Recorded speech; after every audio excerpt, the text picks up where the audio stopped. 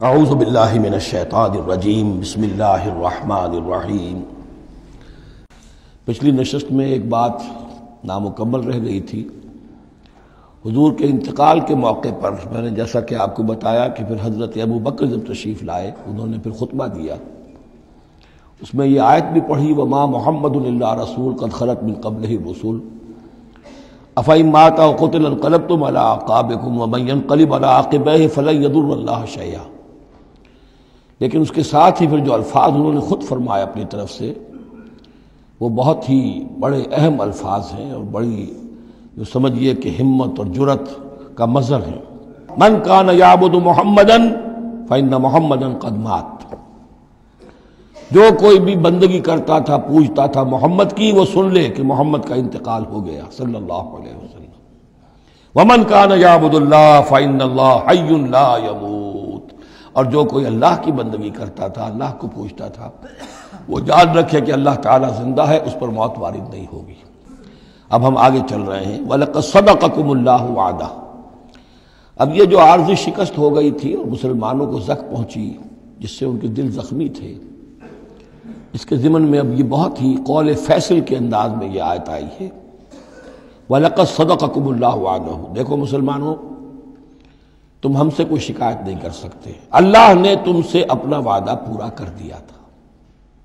استحسونہم بإذنہ، جبکہ تم انہیں قتل کر رہے تھے اللہ کے حکم سے، تہتے کر رہے تھے، فتح ہو گئی تھی، ہمارا وعدہ پورا تھا۔ حتی اذا فشلتم وتنازعتم فی الامر وعصیتم من بعد ما اراکم ما تحبون، یہاں تک کہ جب تم ڈھیلے پڑے، یہاں ڈھیلے کا ترجمہ کچھ اور بھی کیا گیا ہے، میرے نزدیک تم نے ڈسپلن کو ڈھیلا کیا۔ نظم جو ہے سم و طاعت، اور سم و طاعت میں ظاہر بات ہے کہ ایک ہی شخص کی اطاعت نہیں ہوتی۔ حضور صلی اللہ علیہ وسلم کی اطاعت بھی فرض تھی، اور حضور نے کسی کو امیر مقرر کیا اس کی اطاعت بھی فرض تھی۔ آپ نے فرمایا من اطاعنی فقد اطاع اللہ، جس نے میری اطاعت کی اس نے اللہ کی اطاعت کی۔ ومن عصانی فقد عصى اللہ، جس نے میری نافرمانی کی اللہ کی نافرمانی کی۔ ومن اطاع امیری فقد اطاعنی، جس نے میرے مقرر کردہ امیر کی اطاعت کی اس نے میری اطاعت کی۔ ومن عصى امیری فقد عصانی، جس نے میرے نامزد کردہ امیر کی نافرمانی کی اس نے میری نافرمانی کی۔ تو اگرچہ حضور کے قول کی تو انہوں نے تعویل کر لی تھی کہ حضور نے تو ہم سے کہا تھا وہ شکست کی صورت میں کہ اگر ہم سب بھی اللہ کی راہ میں قتل ہو جائیں، تم دیکھو کہ چیلیں اور کوے ہمارا گوشت کھا رہے ہیں، تب بھی یہاں سے مت ہٹنا، تو ایک تعویل ہو گئی تھی۔ انہوں نے جان بوجھ کر حضور کے حکم کی خلاف ورزی نہیں کی، لیکن خلاف ورزی کی ہے جو لوکل کمانڈر تھے ان کے حکم کی۔ ومن عصى امیری فقد عصانی، یہ ہے اصل معاملہ اجتماعی زندگی کا۔ جب تک ڈسپلن جماعت نہ ہو، سم و طاعت جو ہے کسا ہوا نہ ہو، نظم جو ہے پورا نہ ہو، اب وہ درجہ بدرجہ ہوگا۔ فوج کا ایک سپہ سالار ہے، لیکن پوری فوج میں پھر کوئی داہنا بازو ہے، میسرہ ہے، میمنہ ہے، قلب ہے، پیچھے ہے، ہراول دستہ ہے، ہر ایک کا ایک کمانڈر ہے۔ اب وہاں پر یہ کہ اگر ان کے جو بھی احکام ہیں ان سے سرتابی ہوگی تو وہ فوج جو ہے پھر جو اس کا انجام ہوگا وہ آپ کو معلوم ہے۔ تو نظم تو ہے ایک جماعت کے اندر درجہ بدرجہ جو بھی نظام سم و طاعت ہے اس کے پورے کی پابندی کرنا۔ حتی اذا فشلتم، جب تم ڈھیلے پڑ گئے، وتنازعتم فی الامر، اور امر میں تم نے جھگڑا کیا، وعصیتم من بعد ما اراکم ما تحبون، اور تم نے نافرمانی کی اس کے بعد کہ تم نے وہ چیز دیکھ لی جو تمہیں محبوب ہے۔ میری تعویل اس آیت کے بارے میں یہ ہے، اور بعض علماء نے تو خیر اس کو بہت پسند کیا ہے، بعض نے جو صحابہ کرام سے اتنا قلبی لگاؤ نہیں رکھتے انہوں نے کہا یہ خام خواہ کو صحابہ کی وکالت کرتے ہیں۔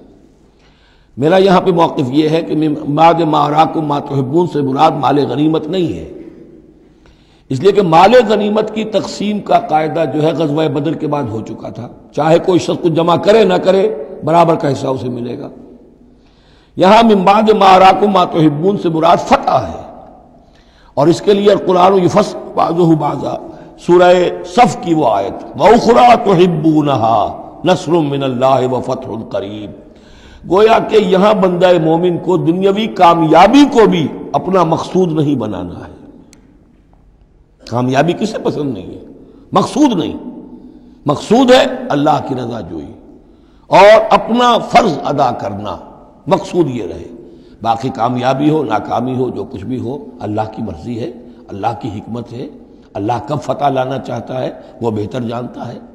تو یہاں من بعد ما اراکم ما تحبون اکثر نہیں سمجھا ہے کہ اس سے مراد ہے مال غنیمت کی طلب میں وہ وہاں پہرا چھوڑ کر چلے گئے، میرے نزدیک یہ بات صحیح نہیں ہے۔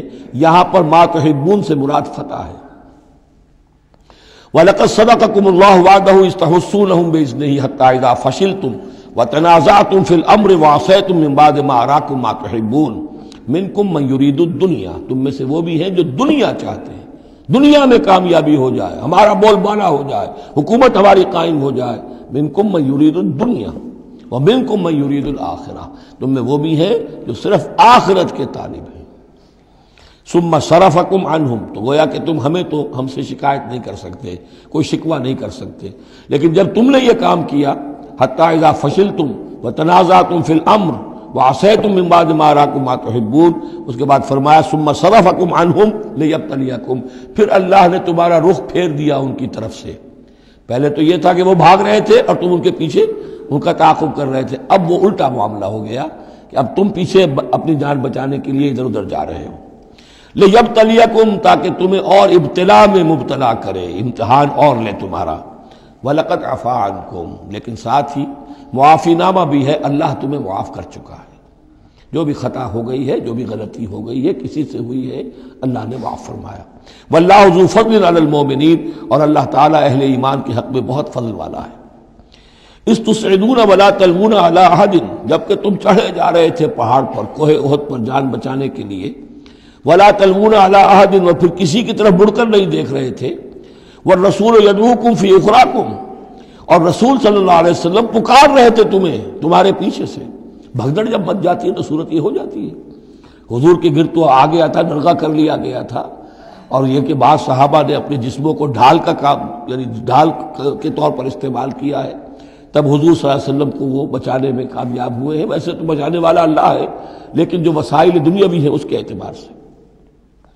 فَأَصَابَكُمْ غَمًّا بِغَمٍّ لِكَيْ لَا تَحْزَنُوا عَلَىٰ مَا فَاتَكُمْ، پھر اللہ تم پر غم کے بعد غم مسلسل ڈالتا رہا تاکہ تم غمگین نہ ہوا کرو اس پر کہ جو تم سے تمہارے ہاتھ سے جاتا رہے، وَلَا مَا أَصَابَكُمْ، اور نہ اس تکلیف پر جو تم پر پڑے۔